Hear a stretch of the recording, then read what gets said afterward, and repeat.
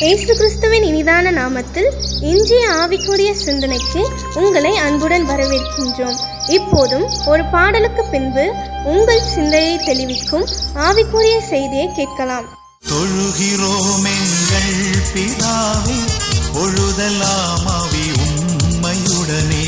தொழுகிறோம் எங்கள் பிதாவே, பொழுதெல்லாம் ஆவி உம்மையுடனே. பரிசுத்த அலங்காரத்துடனே தரிசிப்பதினான் சரணம் சரணம். தொழுகிறோம் எங்கள் பிதாவே, பொழுதெல்லாம் ஆவி உம்மையுடனே. ஆண்டவர் இரட்சகருமாக இயேசுவின் நாமத்தினால் மீண்டுமாய் வாழ்த்துகிறேன். இந்த நாளிலும் நம்முடைய ஆவிக்குரிய சிந்தனைக்காக மத்தேயு எழுதின சுவிசேஷம் 6ஆம் அதிகாரத்திலே 9ஆம் வசனத்திலிருந்து நான் வாசிக்க ஆரம்பிக்கிறேன். நீங்கள் ஜெபம் பண்ண வேண்டிய விதமாவது என்று ஆண்டவர் ஆரம்பிக்கிறார். எப்படி ஜெபிக்கணும் என்று இயேசு கற்றுக் கொடுத்த காரியம் வேதத்தில் சொல்லப்பட்டிருக்கிறது. எப்படி வேண்டுமானாலும் ஜெபிக்கலாம் என்று சொல்வது அல்ல, தெளிவாக சொல்லியிருக்கிறார். என்ன சொல்லுகிறார்? முதலாவதாக பரமண்டலத்தில் இருக்கிற எங்கள் பிதாவே என்று சொல்லி ஒரு பிதாவை நோக்கி கூப்பிட்டு உம்முடைய நாமம் பரிசுத்தப்படுவதாக. ஆண்டுடைய நாமம் எந்த விதத்திலும் தூசிக்கப்படுவதற்கு நாம் இடம் கொடுக்க கூடாது. அது பரிசுத்தப்படுத்த வேண்டும். பரிசுத்த குலைச்சல் ஏற்பட்டு விடக்கூடாது. ஆனால் நம்முடைய ஜெபத்தில் அதை செய்ய சொல்லுகிறார். அதோடு மட்டுமல்ல, நம்முடைய ராஜ்யம் வருவதாக சொல்லுகிறார். ஆண்டுடைய ராஜ்யம் நமக்கு வர வேண்டும். இன்னைக்கு அடுத்து யூரோப் ராஜ்யம் எழும்புகிற நிலைமைக்கு வழிகள் உண்டாயிருச்சுது. அதுலதான் ஆன்டி கிரைஸ்ட் வரப்போறான். அந்த கிருபை நாட்கள் முடிவடைய போகிறது. எடுத்துக்கொள்ளப்படுகிற ஒரு சூழ்நிலை நெருங்கி கொண்டிருக்கிறது. அதனாலே நம்முடைய ராஜ்யம் சீக்கிரம் வந்தா நல்லா இருக்கும். ஏன்னா நம்ம ராஜ்யத்தின் புத்திரர்கள். ராஜ்யம் வருவதாக என்பதும் நம்முடைய ஜெபத்திலே இருக்க வேண்டும். அடுத்து என்ன சொல்லுகிறார்? உம்முடைய சித்தம் பரமண்டலத்திலே செய்யப்படுகிறது போல பூமியிலும் செய்யப்படுவதாக. ஆண்டவருடைய விருப்பம் தான் பூமியில நிறைவேறணும்னு சொல்லி விரும்புறாரு. நாம நினைக்கிறோம் பூமியில இருக்கிறது தான் பரலோகத்துல செய்யப்படணுங்கிற அளவுக்கு தான் நம்முடைய ஜெபங்கள் இருக்குது. அதான் பூமிக்குரிய காரியங்களை அதிகமாக கேட்கிறார். ஆண்டவர் அழகா சொல்லுகிறார், உம்முடைய சித்தம் பரலோகத்திலே செய்யப்படுவது போல பூமியிலும் செய்யப்பட வேண்டும். ஆண்டவர் என்ன விரும்புகிறார்? பரலோகத்திலே இருக்கிற விருப்பம் பூமியில நமக்கு நிறைவேற்றப்பட வேண்டும் என்கிற நம்முடைய விண்ணப்பத்தில் அது இருக்க வேண்டும் என்று சொல்லுகிறார். அடுத்து எங்களுக்கு வேண்டிய ஆகாரத்தை, அன்றென்று வேண்டிய ஆகாரத்தை இன்று எங்களுக்கு தரோம். நமக்கு அன்னன்னைக்குள்ளதான் ஆண்டவர்கிட்ட கேட்கணும். சரீர பிரகாரம் ஆகாரம் இருக்கலாம், அல்லது ஆவிக்குரிய ரெண்டுமே நமக்கு அன்றன்றைக்குள்ளதை கொடுக்கவர் ஆயத்தமா இருக்கிறாரு. காலைதோறும் புதிய கிருபை வச்சிருக்கிறாரு. இஸ்ரேல் ஜனங்களுக்கு அதான் வனாந்தரத்துல நடத்தும் போது அதை செய்து கொண்டு வந்தார். நாம என்ன பண்றோம்? ஃப்ரிட்ஜ் கண்டுபிடிச்சதுனால ஒரு நாளுக்குள்ள ஆகாரத்தை 4 நாள் அதை வச்சு சமாளிக்கிறோம். நம்ம இன்னும் நிறைய சேர்த்து வைக்கணும், நிறைய தேவைப்படுது அப்படின்னு சொல்லி முன்பாகவே சேர்த்து வைத்து இருதயத்தை அதுல வச்சுட்டு புலம்பிட்டு இருக்கிறோம். ஆண்டவர் அன்னன்னைக்கு நடத்துவாரு.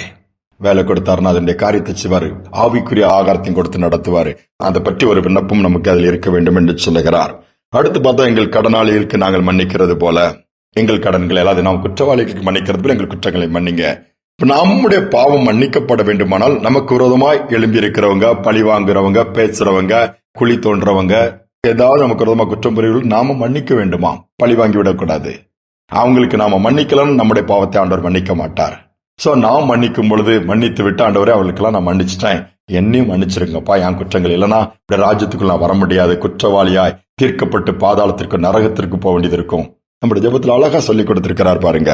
அடுத்து என்ன சொல்லப்பட்டிருக்கிறது? எங்களை சோதனைக்கு உட்பட பண்ணாமல். டெய்லி டெஸ்ட் இருக்கு. சோதனைக்காரன பிசாசு எதுல பாவத்துல விழ வைப்பான், விரோதமான காரியங்களை சிந்திக்க வைப்பான், செயல்பட வைப்பான். பாவத்துக்கு உட்படுத்தப்படாமல், சோதனைக்கு உட்படுத்தப்படாமல், சோதனைக்கு உட்படாமல் அதை நாங்க ஜெயிக்கணும்.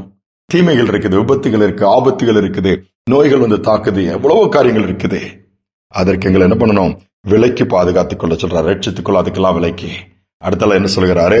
ராஜ்யமும் வல்லமையும் மகிமையும் என்றென்றைக்கும் உடையவைகள் தான். ஆண்டவருடையது. எல்லா ராஜ்யம் அவருடையது, மகிமை அவருடையது, வல்லமை அவருடையது. அதெல்லாம் அவருடைய. அதை நம்ம நினைக்கணும். அந்த ராஜ்யத்துக்குரியவெல்லாம் மாறணும். அவனுடைய வல்லமையில நிரப்பப்பட வேண்டும். அவருடைய மகிமையை பார்க்கணும். அவருடைய மகிமையை நாம் ஒரு நாள் அனுபவிக்கணும். அந்த மகிமையில வாழணும். இதெல்லாம் எல்லாத்தையும் அவர் உள்ளடக்கி இருக்கிறாரு. இயேசு நாமத்தில் வேண்டிக் கொள்கிறோம்னு சொல்லி ஆண்டோட இயேசு நாமத்துல கேட்கும் போது இவர்கள் அப்படி சொல்வது நமக்கு பூமிக்குரியது எல்லாமே அதில் உள்ளடக்கப்பட்டது. நம்முடைய ஜெபம் எப்படி இருக்கு கொஞ்சம் யோசித்து பாருங்களா. ஒரு நல்ல செல்வந்த, நல்ல வசதி எல்லாம் இருக்குது. ஒரு போதகரை பார்த்து, ஐயா எனக்கு ஜோம் பண்ண, ஐயா எதுக்கே ஜோம் பண்ணோம், ஏராளமான பிசினஸ் தொழிலதிபர், நீங்க நிறைய ஃபேக்டரிஸ் எல்லாம் இருக்குது. ஆமாயா, இது போதாதியா, இன்னும் நிறைய சந்ததிக்கு சேர்த்து வைக்கணும்யா, உட்கார்ந்து சாப்பிடணும்யா, அதனால இன்னும் எங்களுடைய பிசினஸ் வளரணும், எல்க விரிவாகணும், இன்னும் நிறைய லாபம் வரணும், நஷ்டம் வரணும், நிறைய அடிக்கிட்டே போனாராம். இந்த போதகரை கேட்ட டேபிள் இருக்க குண்டூசி எடுத்து அவர் கையில கொடுத்தாராம். ஐயா அதை வச்சிடுங்க, என்ன குண்டூசி கொடுக்குறீங்க, பரலோகத்துக்கு வரும்போது நீங்க இதை எனக்கு தரணும் அப்படின்னு சொல்லிட்டு கேட்டாராம். பெரிய செல்வந்தர் கிறிஸ்தவரா இருந்தாலும் அதை கேட்ட, ஐயா பரலோகத்துக்குலாம் குண்டூசியை கொண்டு போக முடியாதுயா. அப்ப அந்த போதகர் பேசினார், ஒரு குண்டூசியை கூட பரலோகத்துக்கு நம்மளால கொண்டு போக முடியாது. இப்ப நீங்க இவ்வளவு ஃபேக்டரி இவ்வளவு இருக்குனாலும் திருப்தி இல்லாம என்ன வேணுங்கிறீங்களா அதெல்லாம் கொண்டு போக முடியுமான்னு கேட்கிறாரு.